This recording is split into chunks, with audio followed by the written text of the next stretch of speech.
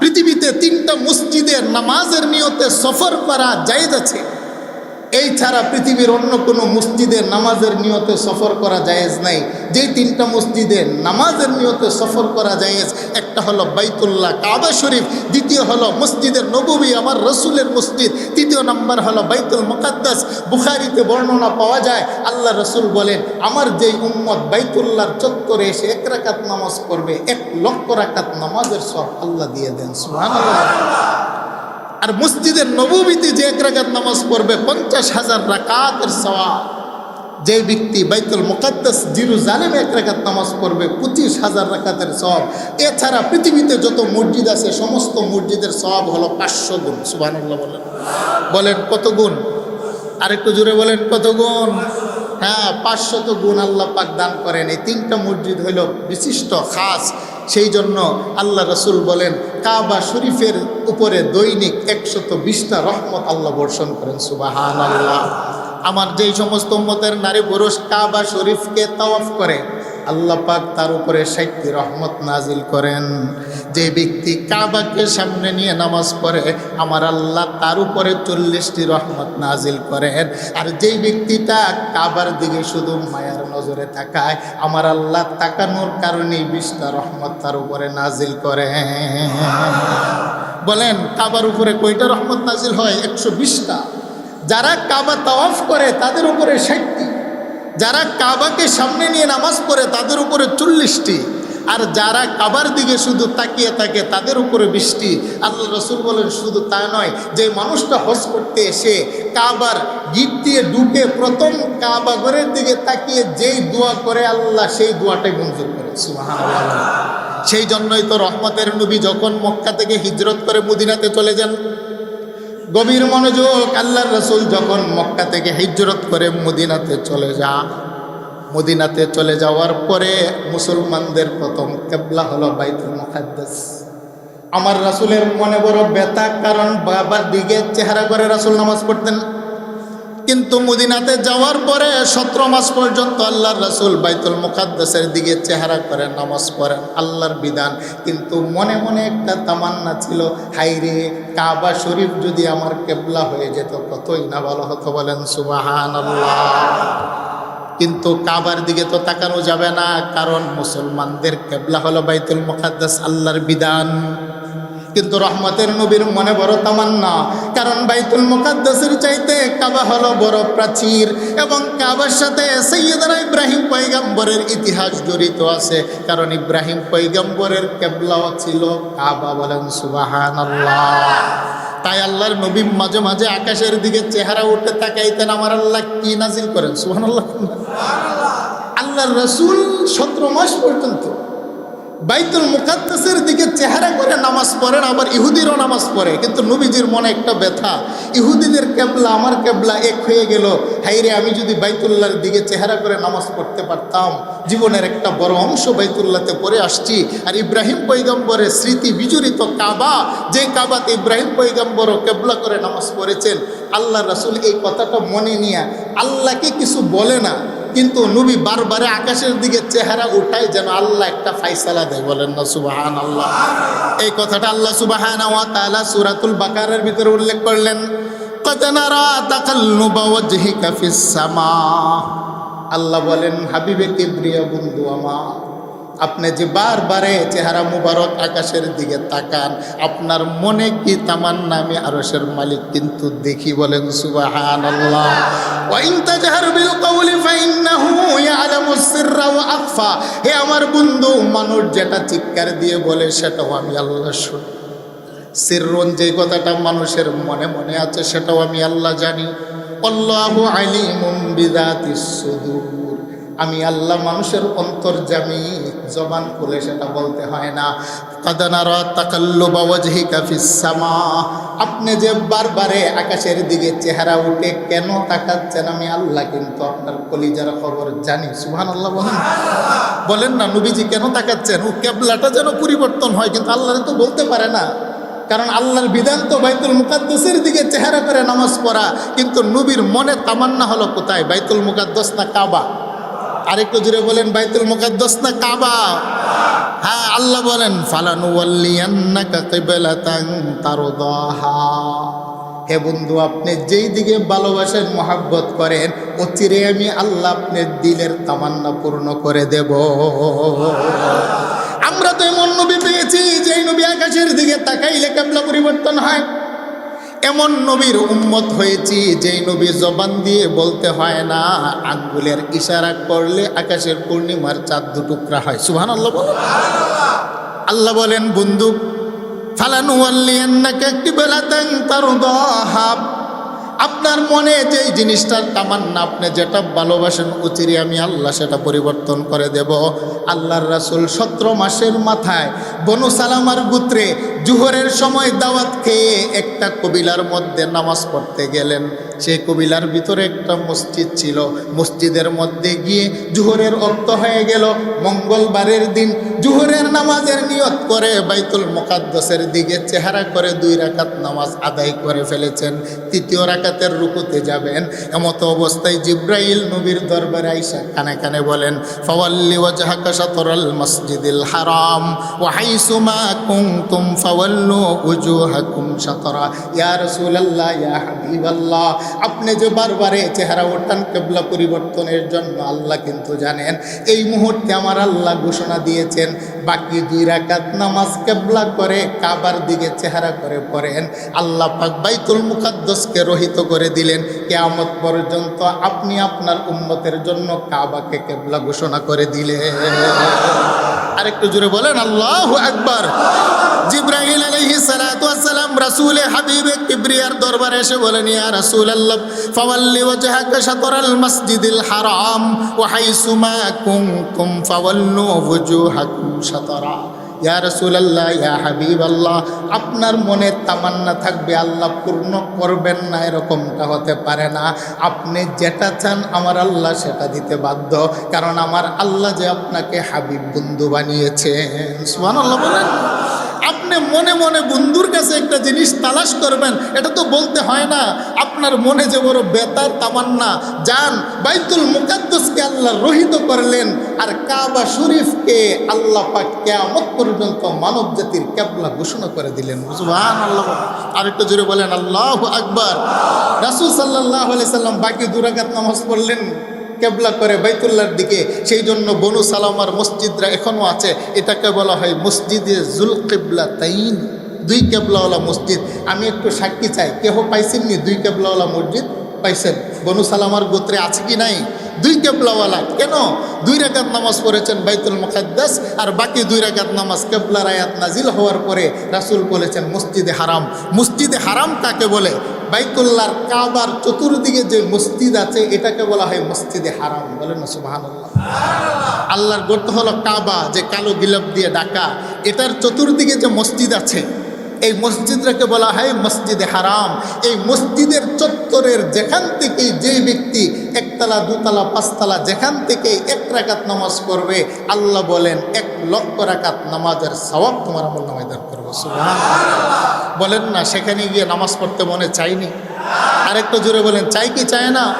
তাই ইসলামের 5টি স্তম্ভের ভিতরে একটা হলো হজ। নামাজ আর রোজা দুনি করে সকলের উপরে ফরজ, আর যাকাত এটা হলো সমাজের যারা ধনী মানুষ তাদের উপরে ফরজ। এটা হলো ইবাদতে মালি। আর নামাজ আর রোজা হলো ইবাদতে বদনি, আর হজ এটা হলো ইবাদতে মালি, ইবাদতে বদনি, অর্থাৎ এটা হলো আর্থিক এবং দৈহিক দুটোটার সমন্বয়ে যে ইবাদত সেটা হলো হজ। আর হজের বিধানটা সবার জন্য নয়, যারা হজ করতে যাওয়ার মতো সামর্থ্য রাখে তাদের উপরে জীবনে একবার করা ফরজ। সুবহানাল্লাহ বলেন না। হজের বিধানটা আল্লাহ পাক ফরজ করেছেন 9ম হিজরিতে। বলেন কত হিজরিতে? 9ম হিজরিতে ফরজ করেছেন। রাসূলুল্লাহ 9ম হিজরিতে যেতে পারেন নাই ব্যস্ততার কারণে। 10ম হিজরিতে সমস্ত সাহাবায়ে কেরামদেরকে সাথে নিয়ে আল্লাহ রাসূল হজ করেছেন। অতঃপর বিদায় ভাষণ দিয়েছেন, ঐতিহাসিক ভাষণ। সেখান থেকে হলো হজের বিধান। বলেন সুবহানাল্লাহ। সম্মানিত হাজিরিন, সেই জন্য বাইতুল্লাহতে গিয়ে জিয়ারত করতে মনে চায়? আরেকটু জোরে বলেন মনে চায়? হজের ফরজ হলো 3টা। ইহরামের কাপড় বাঁধা, আরাফার ময়দানে থাকা, তাওয়াফ করা। হজের বিধান পালন করে মানুষে 40 ওয়াক্ত নামাজ পড়ার জন্য নবীর দেশে যায়, মদিনাতুল মুনাওয়ারা। বলেন সুবহানাল্লাহ। হাজী সাহেবরা যখন মক্কার হজ পালন করে 8 দিনের জন্য 40 রাকাত নামাজ আদায়ের জন্য নবীর রওজার দিকে তাকাইয়া প্রথমে সালাম দেয়, করেন আসসালাতু ওয়াসসালামু আলাইকা ইয়া রাসূলুল্লাহ, আসসালাতু ওয়াসসালামু আলাইকা ইয়া হাবিবাল্লাহ, আসসালাতু ওয়াসসালামু আলাইকা ইয়া শাফিআল মুজনাবিন, আসসালাতু ওয়াসসালামু আলাইকা ইয়া রাহমাতাল লিল আলামিন। আল্লাহু আকবার। আল্লাহ রাসূল বলেন শুনাম, ইন্না লিল্লাহি তাআলা তিসআতা, আল্লাহ রাসূল বলেন ইন্না লিল্লাহি মালাইকাতান সাইয়্যাহিনা ফিল আরদ বাল্লিগুনি মিন উম্মাতিস সালাম। এতদিন পর্যন্ত তোমরা তোমাদের এলাকা থেকে সালাম করেছিলে, ফেরেশতার মাধ্যমে পৌঁছানো হয়েছে। হে মক্কা মদিনার জাইরিন, হে হাজী শুনারে, আমার রওজার পাশে এসে তুমি যখন আমাকে সালাম দাও, আমি নবী ঘোষণা দিলাম, মান সাল্লা আলাইয়া ইনদা কবরি সামিতুহু, তোর সালামটা এখন ফেরেশতার মাধ্যমে পৌঁছাতে হয় না, আমি রহমতের নবী নিজেই কবর থেকে তোর সালাম শুনি। আরেকটু জোরে বলেন আল্লাহু আকবার। মান সাল্লা আলাইয়া ইনদা কবরি সামিতুহু, আল্লাহ রাসূল বলেন পৃথিবীর প্রান্ত থেকে মানুষ যখন দুরূদ পড়ে সালাম করে ফেরেশতার মাধ্যমে পৌঁছানো হয়। আর আমার রওজার পাশে সোনালি জালির দিকে তাকাইয়া যে মানুষটা নবীরে প্রেম আর ভালোবাসা লইয়া কলিজা বইরা সালাম দেয়, আসসালাতু ওয়াসসালামু আলাইকা ইয়া রাসূলুল্লাহ, আসসালাতু ওয়াসসালামু আলাইকা ইয়া হাবিবাল্লাহ, আসসালাতু ওয়াসসালামু আলাইকা ইয়া শাফিআল মুজনাবিন, আসসালাতু ওয়াসসালামু আলাইকা ইয়া রাহমাতাল লিল আলামিন। আল্লাহ রাসূল বলেন সামিআতুহু, আমি নবী আমার রওজার ভিতর থেকে নিজ কানে তোর সালাম শুনি। তাই কিতাবের মধ্যে ইমাম শাফি রহমতুল্লাহি আলাইহি লেখেন, কোনো একজন উম্মতের নারী পুরুষের সালামের জবাব যদি নবীজি দিয়ে দেয়, একটা জবাবই তার জন্য জান্নাতে যাওয়া যথেষ্ট। সুবহানাল্লাহ। আমরা রাসূলের জবাব চাই কি চাই না? আর একটু জোরে বলেন, চাই কি চায় না? আমার রাসূল রওজার ভিতরে জিন্দা। সুবহানাল্লাহ বলেন। আল আম্বিয়া ওয়া আহিয়াউন ফি কুবুরিহিম ইউসাল্লুন, সমস্ত নবী রাসূলগণ আপন আপন কবরের ভিতরে জীবিত আছেন। হুয়া ফি কবরিহি হাইয়ুন, বিশেষ করে আমার রাসূল তিনি তিনার রওজার ভিতরে জীবিত আছেন। বলেন আল্লাহু আকবার। ইন্নাল্লাহা হাররামা আলাল আরদি আসলিয়াদাল আম্বিয়া, নবী রাসূলের দেহকে জমিনের মাটির জন্য হারাম করেছেন কে? আমার রাসূল তার রওজার ভিতরে জিন্দা। তাই যখন হাজিরা মক্কাতে জিয়ারত শেষ করে নবীর দেশে মদিনাতুল মুনাওয়ারায় 40 ওয়াক্ত নামাজ পড়তে গিয়া রাসূলের সোনালী রওজার দিকে তাকাইয়া মনার প্রাণ ভরে নবীর কদমে সালাম দেয়। আল্লাহর রাসূল বলেন, তোর সালাম আমি নবী শুনি। সুবহানাল্লাহ। মান যারা কবরি ওয়াজাবাত লাহু শাফাআতি, আমার যে উম্মত আমার জিয়ারতে আসে শুনরে, তোর জন্য আমি রহমতের নবীর শাফাআত করা ওয়াজিব হয়ে যায়। আমার রাসূলের রওজাতে যে জিয়ারতে যায় তার জন্য আমার রহমতের নবীর শাফাআত ওয়াজিব হয়ে যায়। আমার রাসূলের রওজাতে সকালবেলা 70,000 ফেরেশতা আসে। মেশকাতের বর্ণনা মুল্লা আলী কারি হানাফি লিখেছেন মিরকাতের ভিতরে, মেশকাতের ব্যাখ্যা গ্রন্থ। 70,000 নূরের ফেরেশতা এসে তার নূরের পাকা নবীর রওজার ভিতরে দিয়া দাঁড়াইয়া সালাম আরম্ভ করে। বলে সুবহানাল্লাহ। হাজী সাহেবরা যখন জিয়ারতে যায়, ফেরেশতার সালামের সাথে যদি কোনো হাজী আর গাজীর সালাম যদি মিলে যায়, আবার সন্ধ্যাবেলা 70,000 ফেরেশতা আসে। কিয়ামত পর্যন্ত আল্লাহ রাসূলের উপরে 1,40,000 ফেরেশতা নূরের পাকা বিছিয়ে 24 ঘন্টা সালাম দিতেই থাকে। বলেন সুবহানাল্লাহ। এই কথাটা আল্লাহ পাক কুরআনুল কারীমে বলতেন, ইন্নাল্লাহা ওয়া মালাইকাতাহু ইউসাল্লুনা আলান নবী ইয়া আইয়ুহাল্লাযীনা আমানু সাল্লু আলাইহি ওয়া সাল্লিমু তাসলিমা। আল্লাহ বলেন, শোনো রে, নিশ্চয় আমি আল্লাহ ফেরেশতাদেরকে নিয়ে আমি নিজ বন্ধুর উপরে সালাম করি। আল্লাহ বলেন, ইয়া আইয়ুহাল্লাযীনা আমানু সাল্লু আলাইহি ওয়া সাল্লিমু তাসলিমা। হে পৃথিবীর নবীর আশিকেরা, ঈমানদারেরা, যারা আমি আল্লাহকে মানো, রাসূলকে মানো রে, তোমাদেরকে বিধানটা দিচ্ছি, তোমরা আমার নবীর উপর দুরূদ করো, সালাম দাও। সুবহানাল্লাহ। যদি প্রশ্ন করেন মালিক, মানব জাতি মারা যাবে, ধ্বংস হবে, রাসূলের রওজা থাকবে, যদি মানুষ মারা যায় রাসূলকে সালাম দিবে কে? আল্লাহ বলেন ওয়া মালাইকাতাহু, ফেরেশতারা যে সালাম দিবে রে। যদি প্রশ্ন করেন আল্লাহ ফেরেশতারও তো মরণ হবে, কে সালাম দিবে? আল্লাহ বলেন প্রথম শব্দটা কি লক্ষ্য করে না? ইন্নাল্লাহ, আমার হয় নাই লয় নাই, হাইয়ুন লা ইয়ামুত, আমার মরণ নাই। মানব জাতি সালাম দিতে দিতে যদি মানব জাতি ধ্বংস হয়ে যায়, ফেরেশতা জাতি বন্ধুকে সালাম দিবে, ফেরেশতা জাতিরও যেদিন বন্ধ হয়ে যাবে, আমি আল্লাহর যেহেতু মরণ নাই অনন্তকাল, আমায় আল্লাহ যতদিন বন্ধুকে সালামও দিব ততদিন। বলেন সুবহানাল্লাহ। ইউসল্লুন, উলামায়ে কেরাম আছেন মুজারির সিগা, ইউসল্লুন মুজারির সিগা, যার ভিতরে দায়েমান ইস্তেমরারির মানা পাওয়া যায়, চলমানের মানা, বর্তমান এবং ভবিষ্যতের অর্থ পাওয়া যায়। ইন্নাল্লাহা ওয়া মালাইকাতাহু ইউসাল্লুনা আলান নবী, আল্লাহ বলছেন আমি আমার বন্ধুর উপরে শুধু সালাম দিয়ে শেষ করে দিলাম না, চলতেছে এবং চলতে থাকবে। আল্লাহ বলেন আমার বন্ধুর উপরে আমার পক্ষ থেকে সালাম, বরকত, রহমত চলমান আছে, অনন্তকাল চলমান থাকবে। ঘোষণা কার? বলেন ঘোষণা কার? সেই জন্যই তো আল্লাহ ওলিরা বলেন বনে মেরা মস্কন হাওয়ালি কাবা, বনে মেরা মদফন দিয়ারে মদিনা।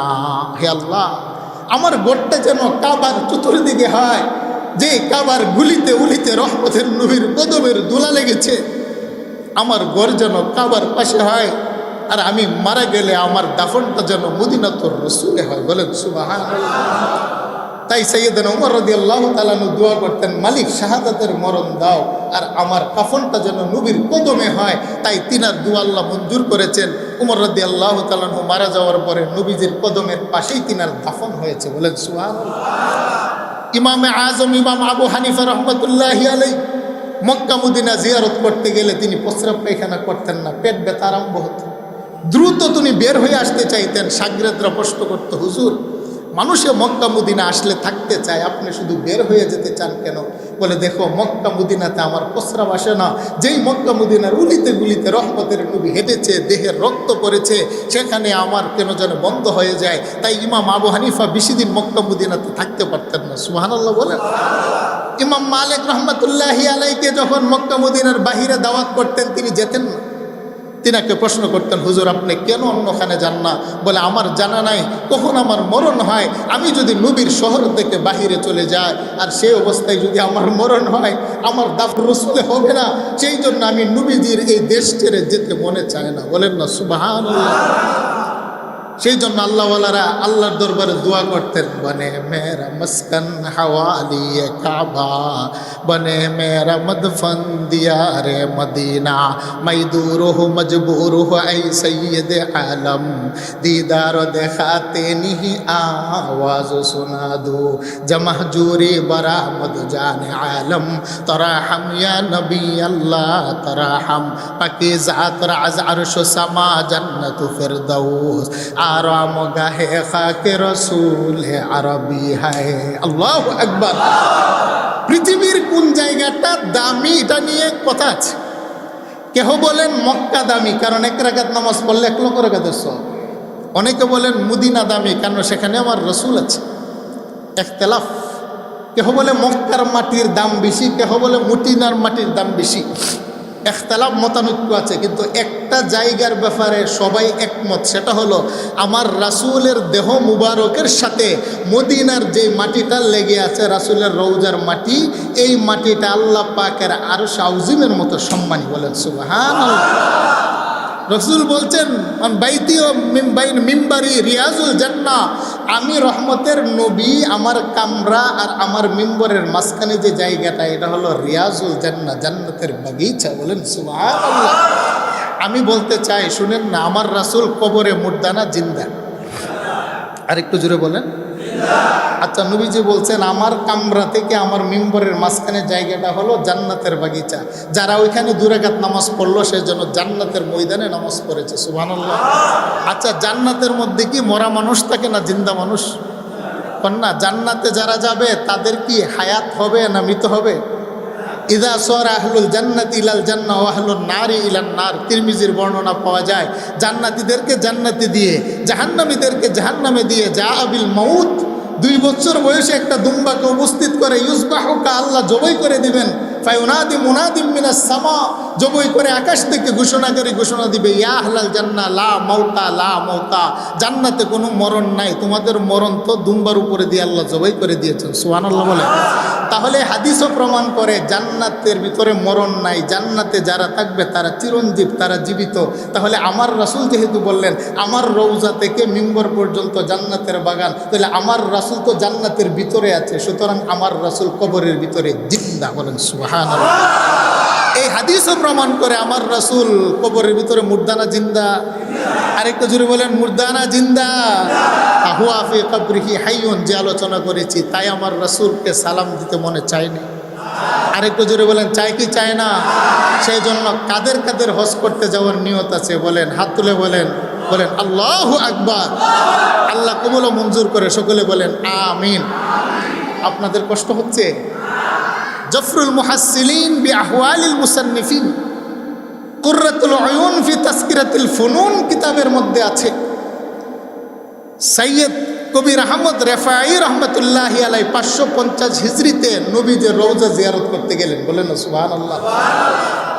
নবীজির রওজা জিয়ারতে যাওয়ার সময় তিনার কবিলার মানুষে বললেন, আল্লাহর ওলি আপনি তো নবীর রওজাতে যাবেন, আমাদের পক্ষ থেকে একটা সালাম নবীর দরবারে দিবেন। সুবহানাল্লাহ বলেন না। এখন সাইদ আহমদ রেফাই নবীজির দরবারে আইসা নবীরে সালাম দেয়, আসসালাতু ওয়াসসালামু আলাইকা ইয়া রাসূলুল্লাহ, আসসালাতু ওয়াসসালামু আলাইকা ইয়া হাবিবাল্লাহ, আসসালাতু ওয়াসসালামু আলাইকা ইয়া শাফিআল মুজনাবিন, আসসালাতু ওয়াসসালামু আলাইকা ইয়া রাহমাতাল লিল আলামিন। কিন্তু নবীজি জবাব দেয় না। সুবহানাল্লাহ বলেন না। এবার সাইদ আহমদ রেফাই বলে, ইয়া রাসূলুল্লাহ ইয়া হাবিবাল্লাহ, আমার এলাকার মানুষ তো সকলে মিলে আমার কাছে সালাম দিয়েছে আপনার কাছে পৌঁছানোর জন্য, না আপনি যদি জবাবটা না দেন আমার এলাকার মানুষ যাওয়ার পরে জিজ্ঞেস করবে, সাঈদ তুমি কি সালামটা পৌঁছিয়েছ? সালাম তো দিচ্ছি, সালাম আপনি গ্রহণ করেছেন কিনা যদি জবাব না আসে আমি বলবোটা কিভাবে? সুবহানাল্লাহ বলেন না। হে রাসূল আপনাকে জবাব দিতে হবে, আমি আপনার জবাব চাই। আশিকে রাসূল, আশিকের কাছে দলিল লাগে না। সুবহানাল্লাহ বলেন না। আশিক আর মাশুকের যেখানে প্রেম চলে সেখানে দলিল আসে না। সাইদ আহমদ রেফাই বলি, ইয়া রাসূলুল্লাহ আপনার জবাব চাই, কিন্তু ইয়া রাসূলুল্লাহ বলে জবাব তো আর আসে না। এবার তিনি চিন্তা করলেন, আমি তো হলাম আউলাদে রাসূল, রাসূলের বংশধর, রাসূল হন আমার পূর্বপুরুষ নানা। আরবিতে নানা শব্দকে বলা হয় জাদ্দুন, জাদ্দুন শব্দ দিয়ে নানাও বুঝায় দাদাও বুঝায়। এবার তিনি ইয়া রাসূলুল্লাহ বলেন না, তিনি বলেন পৃথিবীর মানুষ রাসূলকে ইয়া রাসূলুল্লাহ বলবে, আর আমি যেহেতু তিনার আউলাদ নাতি, তিনি আমার নানা, আমি সাধারণ মানুষের মতো সালাম দিব না, আমি নানা বলে ডাক দিব, দেখি রাসূল জবাব দেয় কিনা। সুবহানাল্লাহ বলেন না। এবার তিনি সালামের বাক্য পরিবর্তন করে সালাম দিতে আরম্ভ করলেন জাদ্দুন শব্দ দিয়ে। কি? আসসালাতু ওয়াসসালামু আলাইকা ইয়া জাদ্দি। সুবহানাল্লাহ বলেন না। আসসালাতু ওয়াসসালামু আলাইকা ইয়া জাদ্দি, আসসালাতু ওয়াসসালামু আলাইকা ইয়া জাদ্দি। হে আমার নানা, আপনার উপরে রহমত বরকত বর্ষিত হোক। আল্লাহর রাসূল কবরের ভিতর থেকে, রওজার ভিতর থেকে জবাব দেন, ওয়া আলাইকা ইয়া ওয়ালাদি। সুবহানাল্লাহ বলেন না। হে আমার আওলাদ, তোমার উপরে রহমত আর বরকত নাজিল হন। এবার সাইদ আহমদ রেফাই বলে, ইয়া রাসূলুল্লাহ সালামের জবাব যেহেতু দিলেন, ওয়া ফি কবরিহি হাইয়ুন, আমার বিশ্বাস আপনি রওজার ভিতরে জীবিত আছেন, আপনার নুরানি হাত মুবারক আমি নিশ্চকে দেখতে চাই। গুনিয়াতুত তালিবিন একটা কিতাব আছে, বরফির আব্দুল কাদের জিলানী মাহবুবে সুবহানী, সমস্ত পীরানের পীর তিনার লেখা। বরফির আব্দুল কাদের জিলানী বলেন, আমরা 10,000 উলামায়ে কেরাম মসজিদে নববীর ভিতরে উপস্থিত ছিলাম। সাইদ আহমদ রেফাই রাসূলের কাছে যখন দরখাস্ত করলেন, আল্লাহর রাসূল জালি মুবারকের উপর দিয়ে তিনার হাত বের করেছেন, আমরা দেখলাম যে গোটা মদিনাতুল মুনাওয়ারা আলোকিত হয়ে গিয়েছে। সুবহানাল্লাহ। বরফির আব্দুল কাদের জিলানী বলেন, সেই মজলিসে আমি উপস্থিত ছিলাম, 10,000 উলামায়ে কেরাম, আমরা রাসূলের নূর মুবারক দেখলাম, পুরা মদিনাতুল মুনাওয়ারা আলোকিত হয়ে গেল। সাইদ আহমদ রাফি বলে, আমি রাসূলের হাত মুবারক ধরে একটা চুমু দিয়ে দিলাম। বলেন না সুবহানাল্লাহ। তাহলে এই হাদিস দ্বারা প্রমাণ হয়, আশিকে রাসূল যদি রাসূলের দরবারে গিয়ে সালাম দেয়, মধ্যম লাগে না, সরাসরি আমার রাসূল আশিকের সালাম শুনতে পায়। সুবহানাল্লাহ। তাই আল্লাহ রাসূলের রওজাতে গিয়ে সালাম দিতে মনে চাই তো ইনশাআল্লাহ। আল্লাহ সুবহানাহু ওয়া তাআলা আমাদেরকে বাইতুল্লাহ জিয়ারত করার তৌফিক দান করে, সকলে বলেন আমিন। যারা একবার করেছে আল্লাহ বারবার তৌফিক দান করুক, বলেন আমিন।